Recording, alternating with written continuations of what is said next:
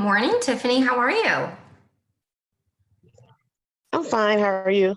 I'm great, thank you. Just waiting for everyone else to join us and we will get started. Were you on the Monday inspection report call by any chance? No, I don't think I was on the one Monday. Okay, gotcha. Because I know that you are really good about coming on the Monday ones, and this is similar but not exact what we went over on Monday. So, perfect. Okay. Let's see where our other darling agents are.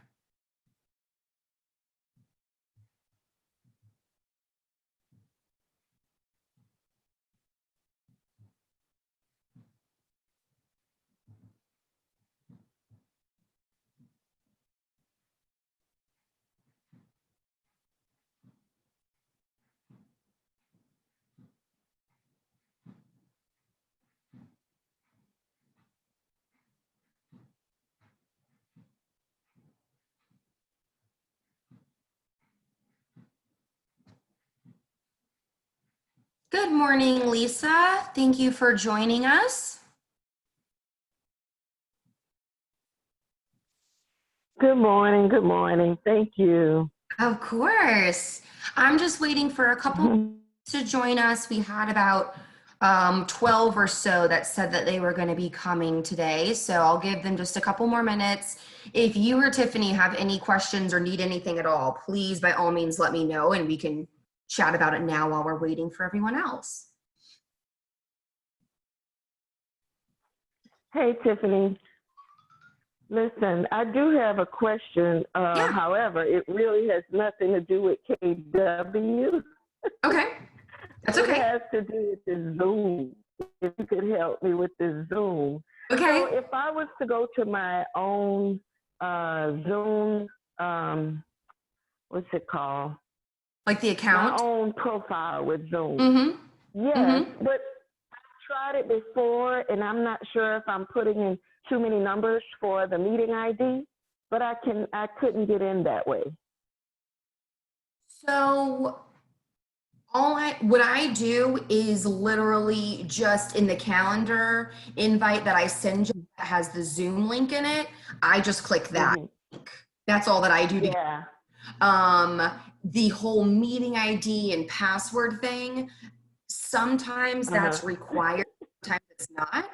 And if I'm honest with you, I am not the most technologically advanced person. So I just in the email that I send y'all. That's what I would do.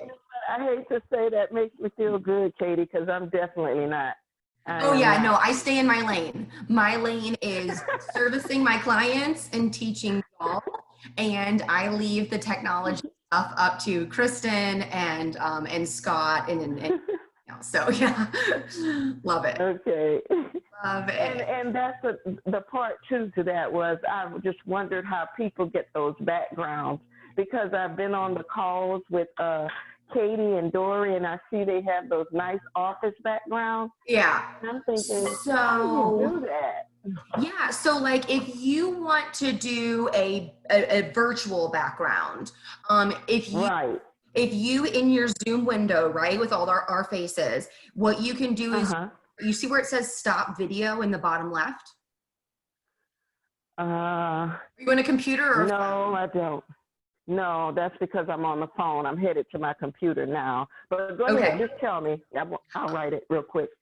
Well, if you are on the computer, there's a part where you can manipulate the speaker settings and the like the vocal settings. So there's a part where you can manipulate video. And at the bottom where it says stop video, there's a little arrow. And when you click on that, go to video settings and you can do a virtual background. My computer isn't up to date enough to like capture the virtual background thing, so like it gets my towards everything. So I'm just in my kitchen. But Dory are really good. Dory and Cara are really good about having those virtual backgrounds and just like looking really professional. They have a more up to date computer. All right. Well, giving everyone 5 extra minutes, so y'all are gonna get a very personalized inspections and amendment to address concerns class today. And if anyone else joins us, then that's great. And if not, it's all about Tiffany and Lisa today because y'all are the ones that gave me. All right. So I'm going to share my screen because I'm doing a lot of stuff on PowerPoint now. So let me get this PowerPoint up and running because I think it's a little bit easier to visualize, right? You don't want to just look at my face. So can you see the PowerPoint? Yes. Yes. And Beautiful. also, Okay. with the PowerPoint, you're able to send them out if you like, right? That's fair. Yeah, true. I can. Mm-hmm. Okay, great. So I think both of y'all have scheduled at least your first July one-on-one so far. So y'all are great. A lot of people need reminding. And then just a reminder that the July schedule, we already had the Monday classes. Sorry, this is just a copy slide from Monday. So today is not 12, 1, and 2. If y'all those, they always get uploaded to the YouTube channel. So are already uploaded from Monday if you want to go back and rewatch those. This class basically an overview, repeat-ish of Monday's 1 o'clock inspection report class. Now, the big change is going to be this coming Monday in 2 days. I sent out a calendar invite with the Zoom link for it. From 12 to 1, we're all meeting together because it really is going to take more like a 90-minute lump of time. And if I'm being honest with you, I don't want to repeat it 3 times. So we're just all going to and so yes, I'm about being efficient with time. So this is going to be amazing because it is going to be on campaigns, those automatic drip emails that go out to your people. So there's a birthday campaign, there's an 8x8 buyer campaign, an 8x8 seller campaign. These are going to be really great for us setting up, and those are free. They're already made for us in Command, just about getting your peeps on them. The second half is on something called Lead Accelerator, and that is essentially paid Facebook ads where we'll create a couple together. And then y'all can decide whatever your budget is. Y'all can put them on your social media if you choose. You can decide how much you want to pay. If you want to do it for a week, couple days, couple weeks. There are several agents that are getting so many Facebook leads that they're having to refer them out now. So, right. There's one girl that was doing, there's one lady who was doing $10 a day. She had so many leads coming in that she dropped it to $5 a day. And I said, put it back to day and then refer them out. So I'm hopeful that y'all have so many leads that you're having to give them away basically for a referral fee. So that's the goal. That's what we're going to talk about on Monday. July 20th, we're going to do the 3 different topics again. So the listing checklist, once the listing agreement is signed, what are the to-dos? Financials and loans, that's going to be stream. They're going to come and help us go over the different types of loans, basically the process, etc. And then at 2 p.m. is going to be appraisals. So that will be what goes into the appraisal, what kind of information do they look at, what do you do as the listing agent or the buyer agent prior to the appraisal to get the house ready for that. And then we'll be back in our A, B, and C groups July 27th based on how many transactions we have. There's that. Reminder, and I have been mostly good at putting this in the Facebook group. We always have an agent on call starting Friday evenings going through Sunday. This week it is Jill Rice. She is super sweet. She's an ALC member. That's Agent Leadership Council. So yeah, feel free, give her a call. I will be on call in like 2 or 3 weekends, and I just expect to have my phone on me. So don't feel like you're bothering them or anything. Those are your go-to resource for the weekend. Ignite. I don't remember. Tiffany, are you signed up for Ignite already? You might be. I think I saw. Not yet. No. Okay. Okay. Then there's at least one Tiffany on our list so far, but I know I have several Tiffany's in the office. So Ignite is going to be starting orientation next Friday, July 17th. And then it will go July 20th through August 6th. That's 3 weeks, Monday through Thursday. from 1 to 4 p.m. You do have to be in front of your computer with your camera on, etc., to get credit.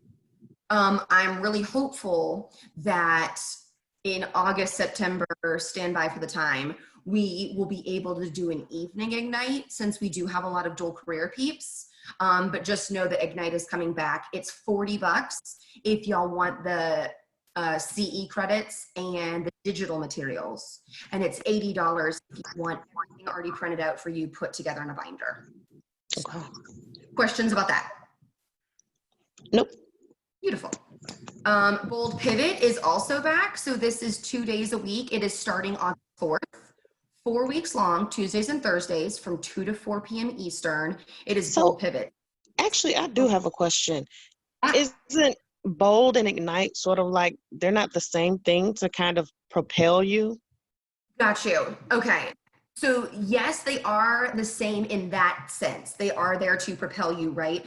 Ignite is very much the, I just got licensed. How do I do a buyer consultation, get a BBA signed? How do I do a presentation, CMA? Ignite is very much for the newly licensed, or hey, maybe you've been out of the practice for a couple years. And it really goes over all of the real estate basics. Bold is very much a lead generation and mindset kind of class. I've taken all 4 of the in-person classes that are usually $799. I take that twice a year. Wow. Comes to town. And then I took the first online version of it. I just sneeze. Oh, excuse me. Bless you. So thank you. So they do amazing things for you, and yet in different ways, if that makes sense. Okay, got it. Yeah. Okay, perfect. Inspection reports. Anything else before we talk about that? Nope. Lovely. So the inspection, super important to get done as soon as you can. You know, if you only have, let's say, a 7-day due diligence period, you want to get that inspection done on the first day or the second day, just so that you get the report back as soon as possible. And then you have the option to get secondary reports, estimates for work to be done, etc. And you're not squeezing everything in at the last second, because no one likes having to scramble for signatures at 7 p.m. on a Thursday night, the last day of the due diligence period. So inspection report back, and sometimes it only gets emailed to the buyer, sometimes it only gets emailed to you. I would communicate with them and make sure that y'all know, okay, whoever gets it is going to make sure the other person was CC'd on the email. If they weren't, go ahead and forward it to them. Communicate that ahead of time. And then I want y'all to ask them to read over it themselves. You read over it yourself, and then y'all can reconvene and go over it together. Remind them that we're looking for this. I love this. I think Dory told me this. You're looking for broken bones, not bumps and bruises, if that makes sense. So I want y'all to make sure that they know, hey, Micaiah, I want y'all to make sure that they know we're looking for the major items, right? Anything that's broken, anything that is not functioning properly, anything that is a safety concern. We're not looking for an outlet cover is missing, because guess what? I can go buy that for a quarter at Home Depot. So broken bones, not bumps and bruises. That being said, if it's a new construction home, they have their own inspections. You are allowed to do your inspections as well. And then you're going to have a couple different walkthroughs along the way, but most of Sorry. You're good. I'm going to mute you real quick, okay? Feel free to unmute yourself, Lisa, whenever you have a question or want to chat or something. As they're going over the inspection report, to take notes of any concerns, any questions that they have, and then y'all can go through those together. So have them go through it, you go through it. I'm going to show y'all what items to really look for whenever you're going through it, so that when y'all come back together and talk about it together, you know what items are of importance. I'm going to give you approximate price points of how expensive the repairs and everything is going to be on those, etc. So any questions about getting the inspection ordered and getting the report? Nope. Okay, look, oops, ooh, oh heavens, sorry, I just scrolled and I got crazy on the PowerPoint. Okay, lovely. So the initial inspection is going to be your general home inspection, right? You may want to get a couple other things added on to that.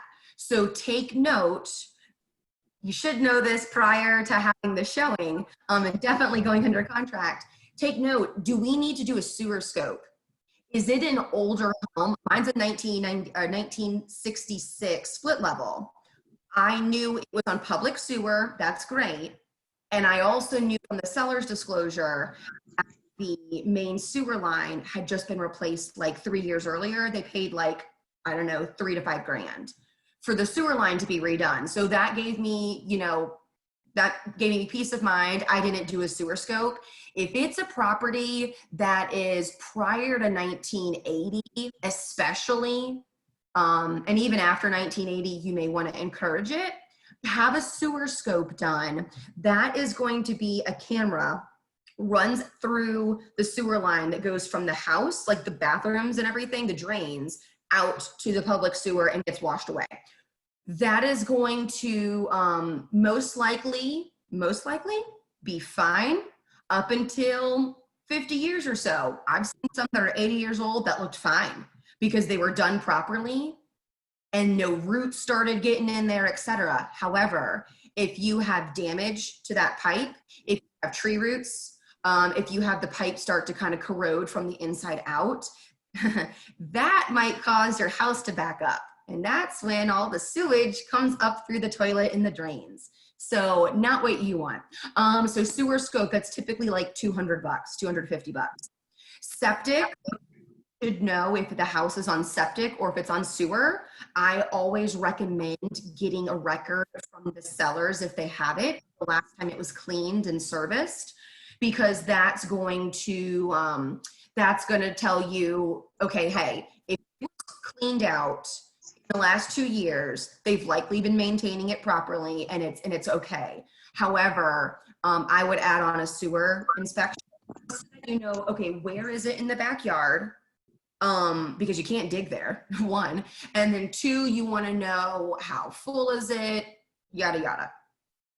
Other inspections, you may, if they have a pool, I would get a pool inspection done. If you have, I would always recommend getting a termite inspection. Aero Pest does them for free. So I'm going to put that in the chat. I could find it. Here we go. So Aero Pest will come out for free to do a termite inspection.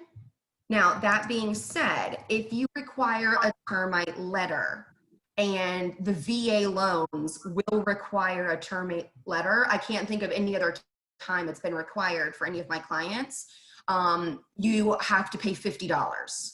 So $50 for a clear WDO report. That's a wood destroying organism.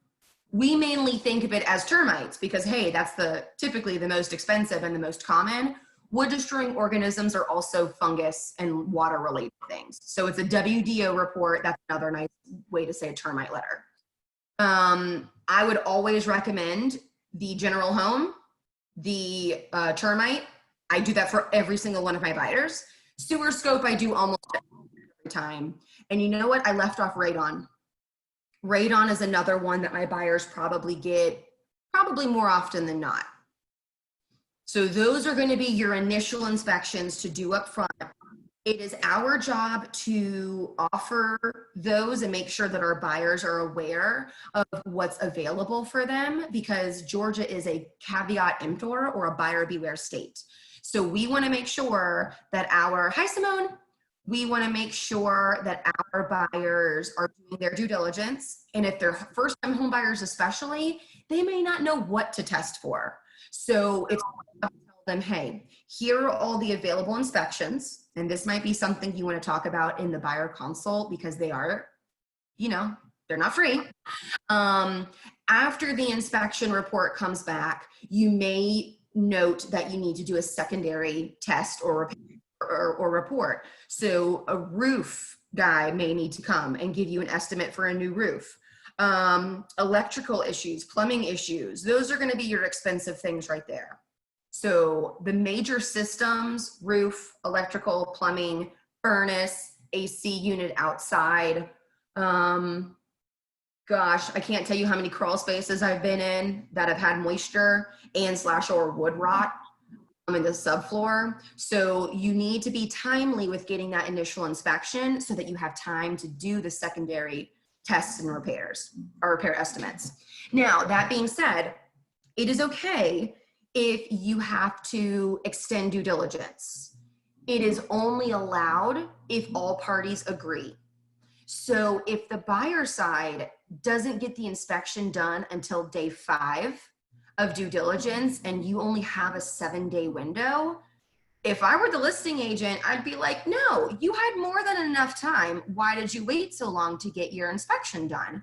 So, you know, I don't want to blow up a deal, but at the same time, I'm not going to let my sellers be taken advantage of. So be very timely in ordering your inspection, be timely in talking about the report with your buyer, and then be timely in ordering any secondary testing repair estimates that you need.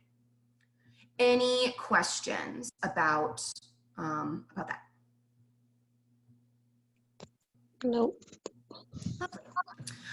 Perfect. So the next, Monday, I wanted to leave this up here because Jason Turner from Trademark Home Inspections was nice enough to come talk to us on Monday during the first class. So I wanted to give him a little shout out for their business. They're one of the 3 companies that I always give my buyers. So I love, all 3 are in our office, and I am going to type them into the chat. They are Residential Inspector of America, Trademark, Home Inspections, and Home Probe. So all 3 are our preferred vendors when it comes to the inspection report. And so Jason is just really awesome, very hands-on. They do home inspection, radon testing and mitigation, and renovations as well. So I don't know if they do pool or septic or sewer, if I'm being honest with you. I'm not sure. Okay, perfect. So I'm going to stop sharing this screen so that I can share with y'all my, okay, so that I can go over some inspection reports with you. So these are actually mostly with Residential Inspector of America, one of those groups that I was telling you about. So I'm going to share my screen again, and hopefully it is successful. Can y'all see the internet?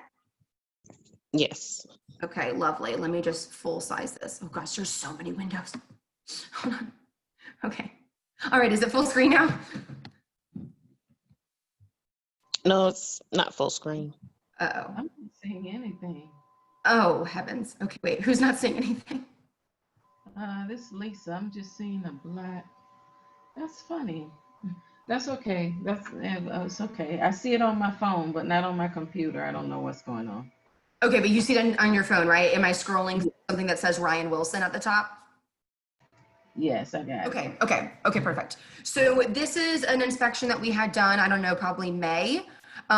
This is for one of my buyers. It was actually a pretty clear report, but I want y'all to see, you know, a typical overview, and this is using Residential Inspector of America. This is how all of their reports are going to look. So this one turned out to be about 35 pages. That right there tells me, great, that's on the lower end. I would say I've seen them anywhere from 32 pages to 50, depending on how big are their pictures, how many photos do they include. And then how many issues there are. There are some companies that give you 100 pages, and it's super annoying because they take so many photos. So this is a very standard. This was a little bit on the lower end. So you're going to see here, they're going to tell you a little bit about who ordered it, etc. They're always going to note on there what the weather is like, because, and I really love to attempt to schedule an inspection right after rain. Now, we can't always do that, and yet in Georgia, most of the year we have rain every couple of days. So one reason I like to do that is because I want to see, are there any leaks with the roof? Are there any drainage problems in the backyard? Is any water getting into the crawl space or basement? So I really like to do an inspection right after rain. That's just me. So they will always note in here what it is, because I have had one time, I've had this happen. An inspection report my clients didn't feel like caught nearly the number of issues that actually were in the home. They have put thousands of dollars fixing things that they feel should have been caught in the report. And so the report is going to be way more thorough than you think it actually needs to be. And yet, for liability reasons, the inspector is basically telling you, here's everything I can tell you about the home, the good, the bad, and the ugly. So they're going to give you way more information than you most likely need. It's mostly for liability reasons and covering their own tuchus, if I'm being honest with you. So, okay, so if you were to use RIA, Residential Inspector of America, they're going to talk a little bit about, for the first couple pages, their warranties, X, Y, and Z. So then you're going to get to where we start to go into the actual home itself. They always start on the outside.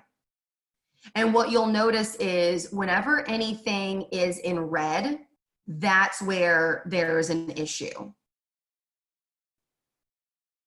So they're kind of just going over the main issues here on the first 2 pages. They kind of summarize all the items that you might need. You see this little hammer?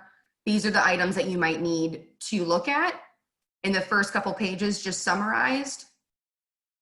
And then they'll go into the very detailed portion where it's the good, the bad, and the ugly. All the ugly got put up top just as a summary as well. So these are just photos of the home. It's also helpful on the inspection report. Your buyers really should keep throughout the ownership, because you want them to have proof of what a house looked like right before they bought it, in case maybe there is going to be an insurance claim that they make. For example, my house got destroyed by a hurricane, so I can show you all the pictures of what it looked like prior. Not everyone does that though. So you want to really encourage your buyers to save this electronically, just because you never know when you might have to prove what the condition was at one point or the other. So lots of things here. So, okay. So RIA, I'm sorry, trademark is the one that puts things in red when it's important. RIA puts the little hammer symbol, and then they note any defects. Now, we're looking here at basically cracks in the Hardiplank siding. That is going to be, in my opinion, a little bit smaller of an item, because it's more so you don't want moisture and pests to get in there. It is a little bit more on the cosmetic side, honestly, than a major concern. They did not ask for this to be fixed. Stop me if y'all have a question, by the way. I'm just going to scroll through here. Now, here is something that they asked to be fixed. It's a little blurry, but we could tell in person. You can tell that there's a little bit of water damage and wood rot going on, because the roof slopes down, right? And there's supposed to be something called flashing here against the chimney. It's basically a metal L that goes against the chimney and the rest of the roof that keeps water, because water's going up from the roof, right? And so the water has started to deteriorate this. So we actually wound up asking for them to pay several $100s towards a handyman to fix that. Next, we have the windows. There was a little bit of wood rot that was improperly fixed. So we did wind up asking again for some money so that we could have this fixed properly. It was so improperly repaired that I could squish it. Like, the wood was still rotted, and they basically just caulked over it so that it wouldn't get any worse, but they didn't repair it. They just prevented it from getting any worse, if that makes sense. These weren't as bad. They didn't go squish when we touched them, so we left those alone. Let's get down to the more. Okay, so here we have some more wood rot. Really, really common. I mean, if y'all could see, I don't want to show you because it's not ideal, but like the soffits and stuff in my own house definitely have some sanding, potential repair, and some repainting to do there. That's really standard. This house was built in, I think, 2001 or something. So if you don't see that in a house that's at least 15 years old, it's been pretty well maintained, I'll bet. So just some standard wood rot, couple $100 to replace and repaint. That's what we asked for. And then you have some more minor painting and peeling and things like that. We left those parts alone. All right, let's keep scrolling till we get to cracks. All right, here is what inspectors will typically tell you about cracks in your garage, in your basement, on your driveway, on your walkways.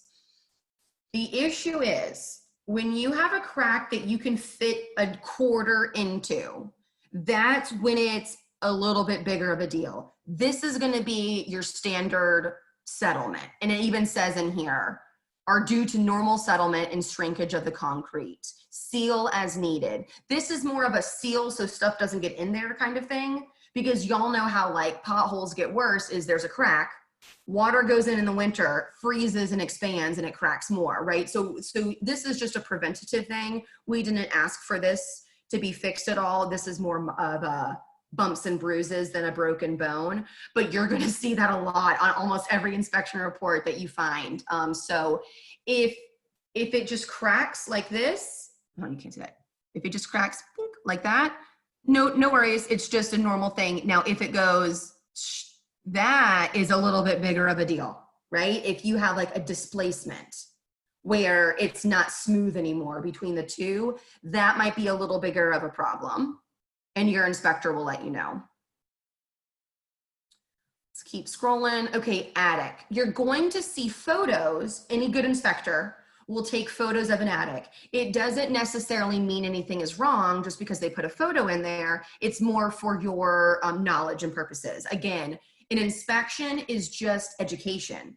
It's just, hey, here's a health report on your home. It's not only bad things. You're going to see in a lot of the older homes that the insulation is not up to code anymore. There used to be, what is it, like R15 or something? It's a rating that starts with R. And the insulations way back when, of course, had a lower standard of quality. And so over time, they've just gotten better and better. And so my house apparently didn't have the best insulation in the attic. And I was like, I'm not going to clean it out and put new insulation in there. It's just maybe my heating bills are a little bit more, you know what? So that's up to your buyer, how picky they want to be about that. Just know, just because there's a photo doesn't mean anything is wrong. It's showing, hey, here's what it looks like, right? And if you see something about the insulation not being rated, current, like how the current rating is, guess what? Codes change over time. Fire codes, electrical codes, they go up and up in quality. So that's a bumps and bruise in my opinion. Any questions so far?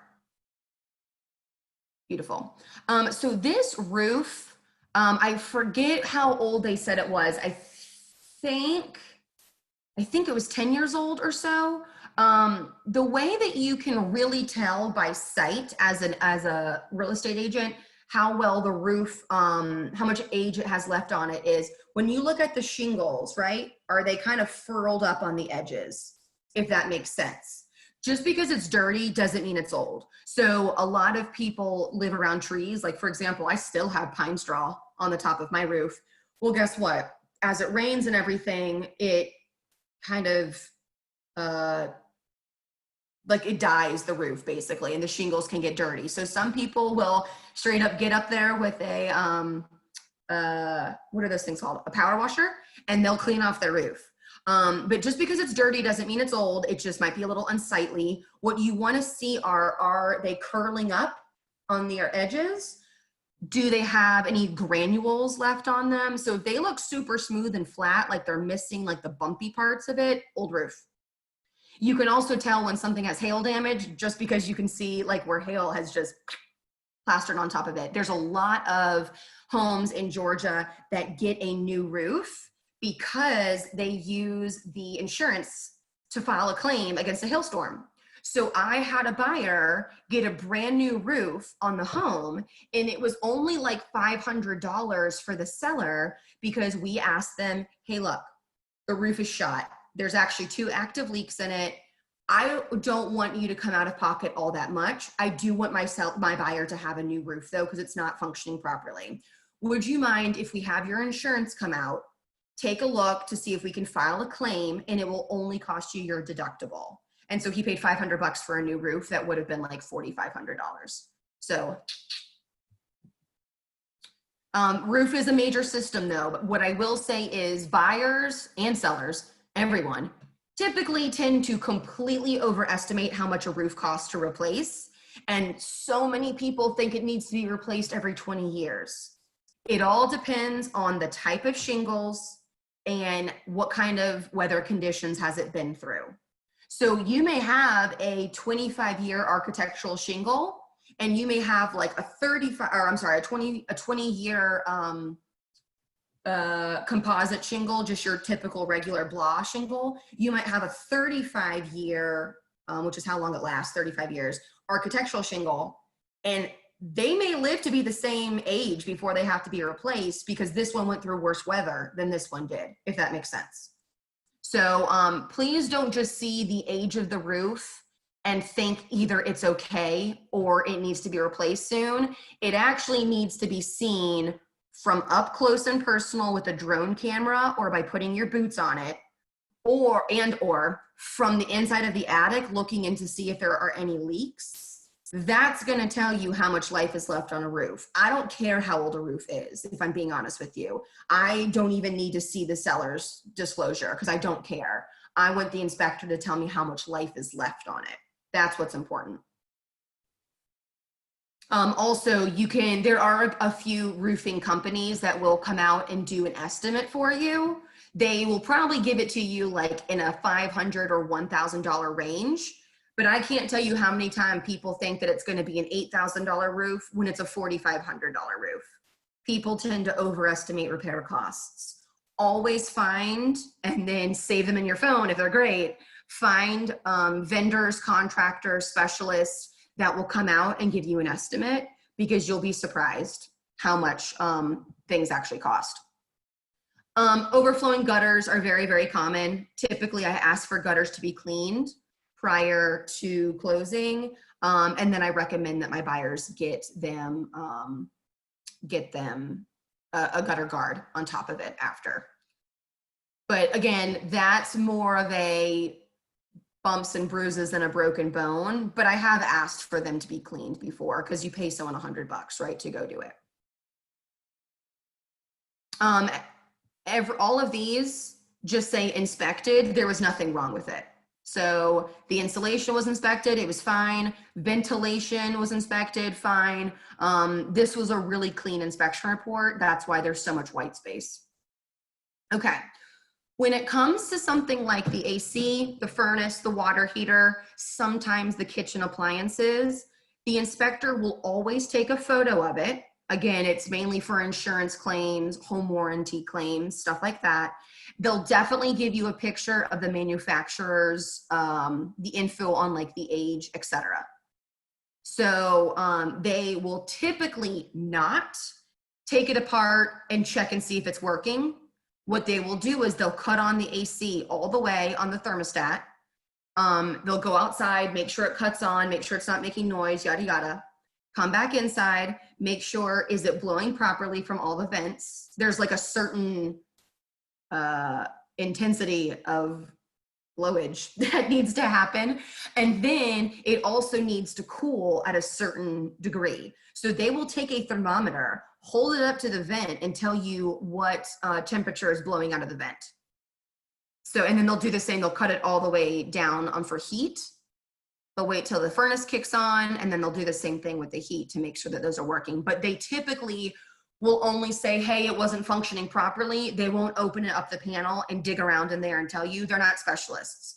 They are general practitioners when it comes to the house, and you may need to get an AC technician, a furnace technician, to come out and do a deeper dive if there was anything not functioning properly.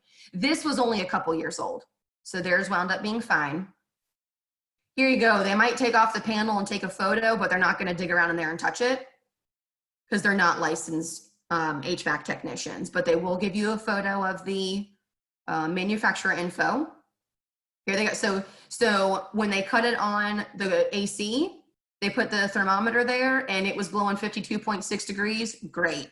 And then when they cut on the furnace, it was blowing over twice as hot. So that is working perfectly to me. Now, when they cut on the cool, if it was only blowing out, I've seen it only blow out like 61 degrees before. That isn't cool enough to cool a house. And turns out that AC unit actually got redone. It was old and terrible. So there you go. There's your pictures of your temperature. This picture is showing how this is the water heater and it's a gas water heater. They don't like that the register was so close to where natural gas is, just for safety reasons, the carbon dioxide, etc. This is going to be such a common photo that you see. Okay, this is going to be the vent pipe where the natural gas from the furnace, from the water heater, whatever you have in the house, is coming up through the attic and through the roof. You're not supposed to have combustible material, AKA plywood, AKA insulation, 2x4. I've seen every single part of an attic be too close to the vent pipe before. Very, very common photo. Now, it says have an HVAC technician correct. What my buyer decided to do, because he was very reasonable and he wanted to spend more attention on other items in the report, but he knows that this is dangerous. He literally just got a saw and he cut out a wider hole so it wasn't as close. So just because you see have HVAC tech correct, have electrician correct, be safe, and yet there's another creative way to get around that. So my buyer just got his little saw and he cut this out further and it was fine. I don't know if they knew that they didn't test this gas log set, but they don't always test the fireplace. So make sure that you cut that on. They're going to show you always where the disconnect is for safety, both for water and electric.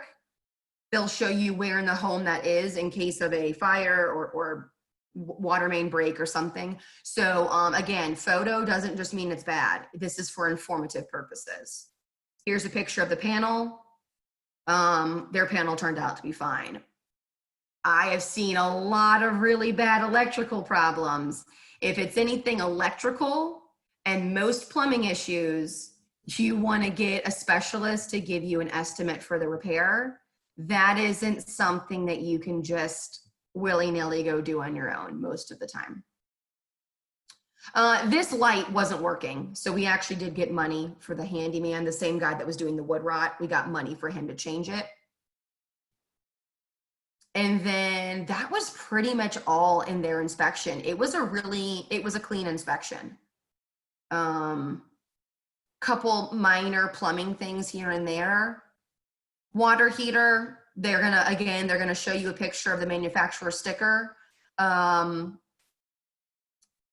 This was, I think, this one was newer. However, I have seen water heaters that are 15 years old and they're working just fine. I have seen, my AC unit is 26 years old and it is working just fine. I think it's older than some people in our productivity coaching program, okay? It is working just fine. So we can't ask for a seller to buy us something new just because it's old. We can't ask for them to give us money for a new one just because it's old. What I really would rather y'all do is put your focus on what's not working properly, what is a safety issue. Anything that's older or going to need to be replaced soon, maybe, my AC is 26 years old. That can typically get covered by a home warranty or we can ask them to have someone come and service it, make sure it's working properly and fix anything that's not working properly. So a water heater, if it's working properly and it has no leaks on it, I'm not asking them to do anything to it, because guess what? The typical age range is 10 to 12 years. Guess what? It could die after 5, it could die after 20. We don't know. So let's be reasonable in our requests and put our focus on the things that are actually not working properly. And anything that's older, we'll just cover with a home warranty, which means if it, dies in the first year of their home ownership while it's under warranty, they make the $75 service call and get it repaired or replaced for them. So there you go. The next thing I want to show y'all is an example of pool and septic report. Any questions on the normal home inspection report so far? Nope. Hey, Tiffany? Oh, did you say nope? Yeah, I think but Just said no. Oh, okay, got you. I'm sure, Okay, got so you. I'm not saying anything. Okay, so we had the pool inspected for one of my buyers that bought this February. And so again, what they will do is they're going to put a summary of anything that's wrong at the very, very beginning. So there were some cracks in the fiberglass steps. The skimmers were dirty. Okay, fine. That's more of a, hey, just an FYI, and you can do that yourself. I mean, they had trees all around their pool. The skimmers are going to get full of leaves. You're going to have to clean those out regularly. The cracks, that was a pretty big deal. The ladder was loose. I mean, that's more of like a safety thing. So yeah, they will do a quick summary up front, and then they'll go into more of the intense, detailed part of the report with the photos and everything. So we had them look at the pool as well as the septic. And I'll give you an idea of what that looks like, because if they do have a pool at that house, I would very much recommend having it looked at, because what they'll also do is look at the pool equipment. And this is where it gets expensive. Cracks in the fiberglass, not that bad to repair most of the time. The pool equipment, here's your hot tub. And then they're gonna heat it up, make sure that it gets to the right temperature. Oops, sorry. If it doesn't get hot enough to kill bacteria, this is just a festering cesspool. So you wanna make sure that the heater's working properly, else who knows what's gonna grow in that thing. Because like the proper temperature for bacteria to grow is like 90 degrees, right? So if it doesn't get over 100, it's not gonna kill anything. It's gonna tell you what type of lining is in the pool. It was vinyl. And then they're gonna show, this is a tiny, tiny crack in the pool, on the pool step. Teeny tiny, and yet we wanna make sure that that got sealed. They actually found a way for them to do it themselves. They wanted to make sure it got sealed, because if that got worse and worse and worse, it could be tens of thousands of dollars down the road. So they went ahead and sealed it just as preventative maintenance. The coping is the edge, right? Getting into the water. Skimmers were dirty, guess what? Clean them. This is an example of something where if my buyers, like, yeah, we can ask hey, have them cleaned prior to closing, just because you want a house that gets cleaned, right? But if they say something about, oh, the skimmers are dirty and now I want $1,000 off the price of the house, that's when you're like, oh no, we're gonna have to have a hard conversation about expectations, if that makes sense. That's an example of a bump and bruise, not a broken bone. Let's get to the septic. Oh, pool equipment. This was super important because this stuff gets really expensive, especially for saltwater pools. So this wasn't secured down. This is the motor, which of course is gonna have some vibrations to it. So it wasn't secured. We had that done by the seller. The motor was running hot. It was an older piece of equipment. And I think we actually wound up having pool guys come out to do a second look at it and give us an estimate of cost if that ever needed to be replaced. And the warranty that we got for them, we wound up adding in their septic coverage, pool coverage, extra roof coverage. I got them like the Mac Daddy of home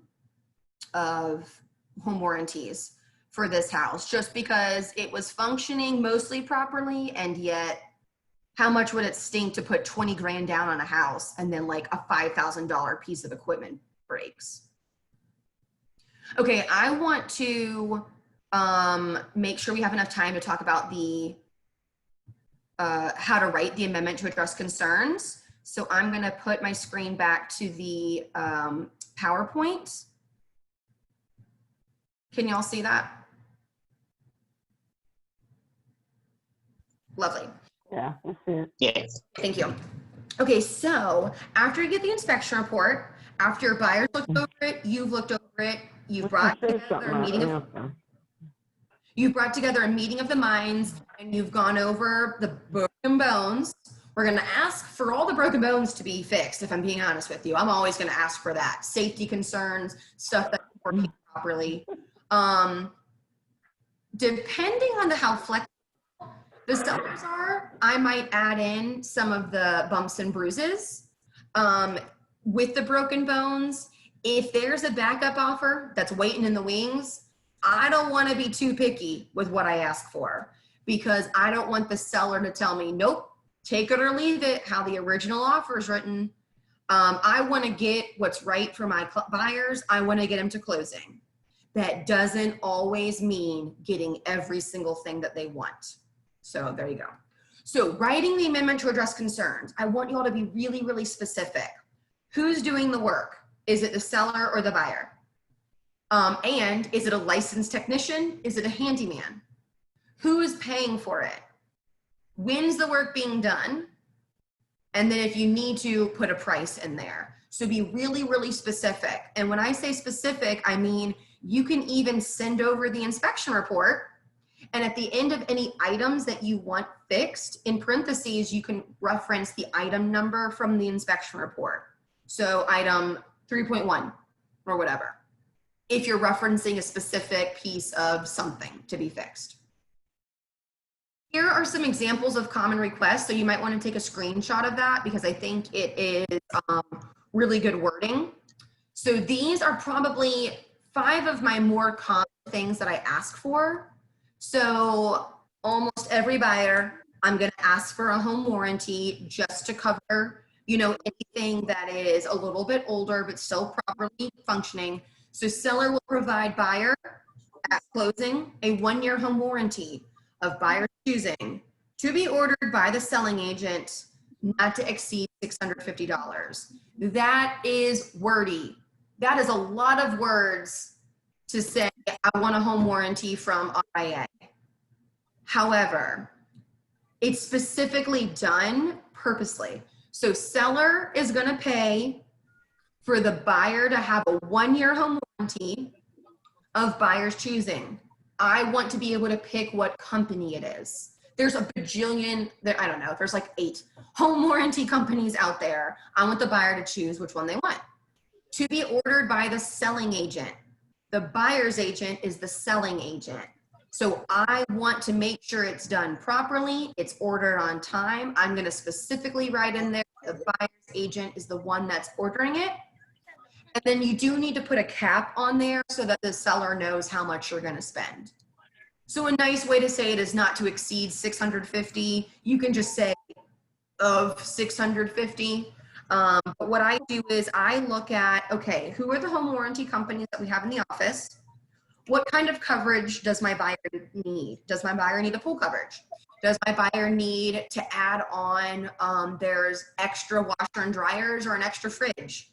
Those you have to buy extra coverage for. So I look at the different packages, and then I'll see, okay, which one's gonna be best for my buyer? I'm gonna total up how much it is, and boom, I put the price. Next one is if you have work to be done. Seller will have licensed electrician, licensed plumber. Like when they're on their way. Wait. Was someone asking a question or someone talking? Because it was driving me crazy, so I turned it off. I just muted everyone. Oh no. If y'all were asking a question, please unmute yourself. It just sounded like background noise, so I muted everyone, sorry. Plumbing, electricity, HVAC, things like that. Licensed electrician, licensed plumber, licensed contractor. We don't want Billy Bob from down the street reworking our electrical panel, because guess what? If something goes wrong, Billy Bob probably doesn't have insurance, etc. on it. And I want to make sure it gets done properly. So a couple things here.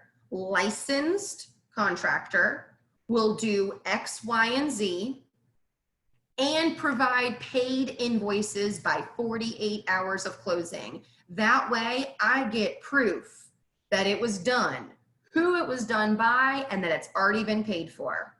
And I want it 2 days in advance of closing, because I'm gonna call him, I'm gonna verify that they did the work, I'm gonna verify it was paid, and I'm gonna expect it to be done when I go for the walkthrough the next day. Does that make sense?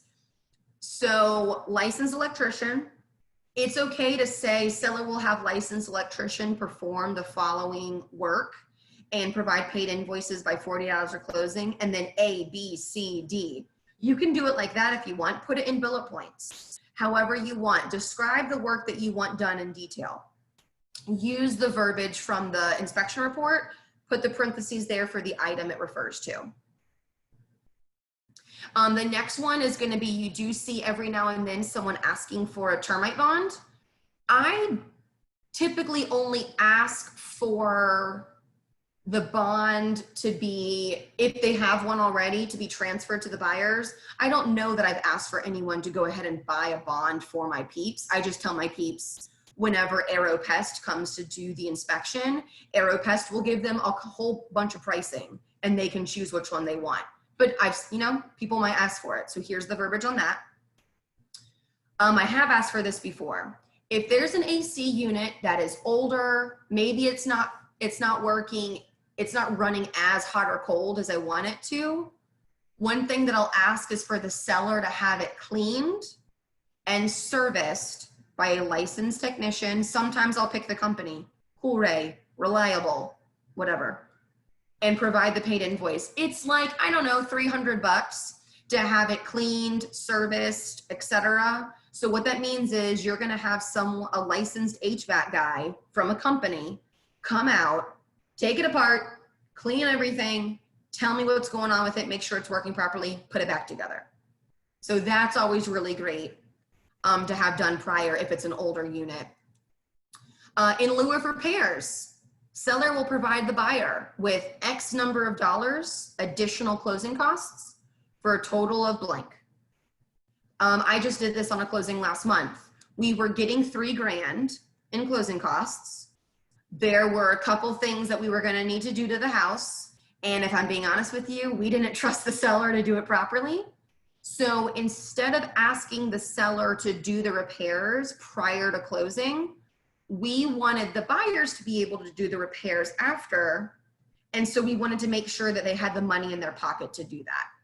So instead of them bringing even more closing costs to the table, we asked for the seller to give us more closing costs so that that money was left in their pocket and they can get it done after closing. Questions on the verbiage and how to write things? Feel free to throw it in the chat or unmute yourself.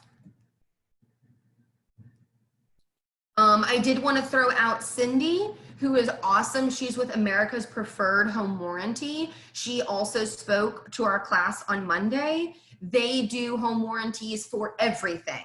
So you can do condo, townhome, single family, multifamily, like duplexes, triplexes, new construction. They have, I really like their system.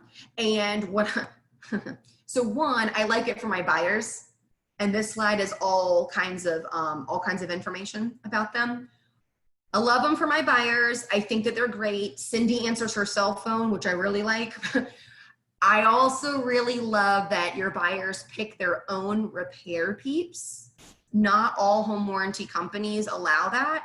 Some home warranty companies pick their companies that they want to subcontract the job out to, and they don't always do the best job.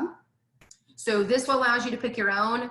And then the cherry on top is they give our agents a $75 office credit for every home warranty that they receive from us. So what that means is, and you do have to give a little bit more information to Cindy. It's really simple. It takes 3 minutes.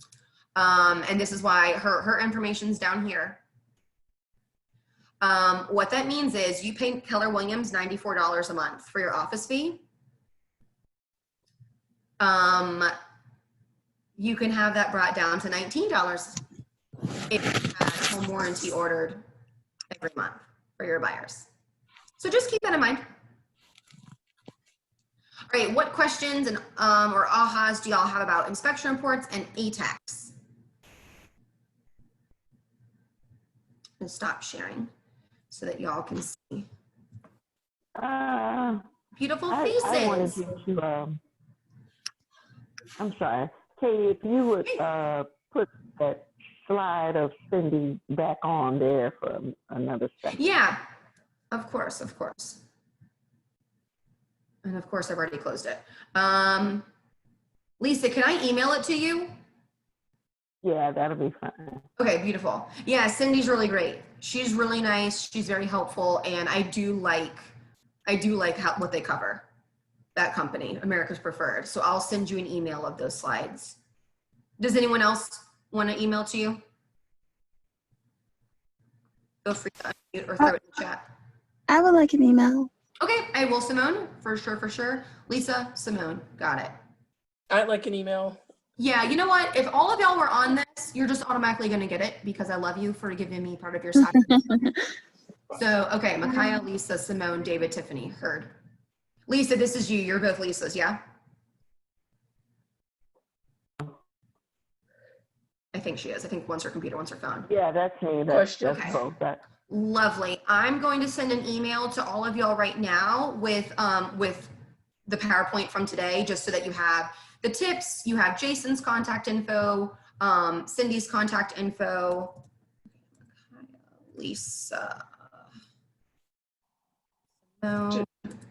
For the amendment to address concerns, should we send it like during due diligence? Like Oh yes. Oh yeah, you have to send that during the due diligence period. That is your period to get the inspections done, as well as send over the ATAC. And if the ATAC is not signed by all parties by the end of due diligence, you either need to terminate if your buyer is not okay with purchasing it without the ATAC signed, or if you stay under contract, it is whatever the offer looks like. If you don't get the ATAC signed, you move forward with it without any of those repairs made or any money off, etc. So yeah, inspection really needs to happen day 1 or day 2 of due diligence. ATAC needs to be sent over as fast as you can. Okay. Okay, so inspection report. Okay, beautiful. I'm going to attach that right now to an email to all of y'all. Be on the lookout. If you don't get it here in the next like 2 minutes, then let me know. I hope y'all have a lovely weekend. I am going to a wedding, so the agent on call this weekend is Jill Rice. I put her info in the group coaching, and it should be also an email that y'all got yesterday from the office. So mom's not gonna have her phone, okay? I love everyone. I love everyone. Okay, have a great weekend. Thanks for your Thanks, help. Katie. You're welcome. Bye, y'all. Thanks so much. Enjoy your day. Bye-bye. Thank you. You too, Lisa. Bye.